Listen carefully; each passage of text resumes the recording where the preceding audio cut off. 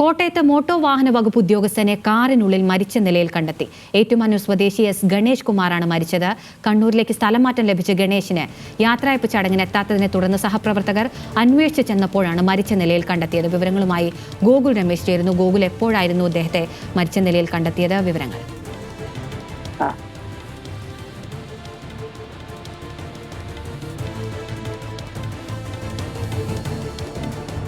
കോട്ടയത്ത് മോട്ടോർ വാഹന വകുപ്പ് ഉദ്യോഗസ്ഥനെ കാറിനുള്ളിൽ മരിച്ച നിലയിൽ കണ്ടെത്തി.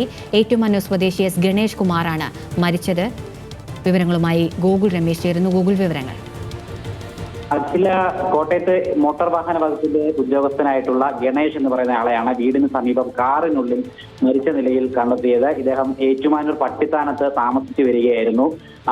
അടൂർ സ്വദേശിയാണ്, പത്തനംതിട്ട അടൂർ സ്വദേശിയാണ്. ഇദ്ദേഹത്തിന് കഴിഞ്ഞ ദിവസം കണ്ണൂരിലേക്ക് സ്ഥലം മാറ്റം ലഭിച്ചിരുന്നു. തുടർന്ന് ഇന്ന് അദ്ദേഹത്തിന് ഒരു യാത്രയയപ്പ് തെള്ളകത്തെ ഓഫീസിൽ വെച്ച് സഹപ്രവർത്തകർ ഒരു യാത്രയയപ്പ് ക്രമീകരിച്ചിട്ടുണ്ടായിരുന്നു. പക്ഷേ ഇദ്ദേഹം ആ സമയമായിട്ടും എത്താത്തതിനെ തുടർന്ന് സഹപ്രവർത്തകർ വീട്ടിൽ അന്വേഷിച്ചെത്തിയപ്പോഴാണ് ഇത്തരത്തിൽ വീടിന് സമീപം കാറിനുള്ളിൽ മരിച്ച നിലയിൽ ഇദ്ദേഹത്തെ കാണപ്പെടുകയുണ്ടായത്.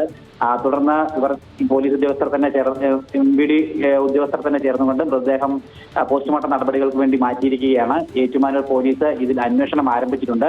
അസ്വാഭാവിക മരണത്തിന് കേസെടുത്തുകൊണ്ടാണ് ഏറ്റുമാനൂർ പോലീസ് ഇപ്പോൾ അന്വേഷണ നടപടികൾ ആരംഭിച്ചിരിക്കുന്നത്. നാളെ ഈ ബാക്കി നടപടികൾക്ക് ശേഷം ഇദ്ദേഹത്തിന്റെ മൃതദേഹം ബന്ധുക്കൾക്ക് വിട്ടു നൽകുമെന്നാണ് അറിയിച്ചിരിക്കുന്നത്.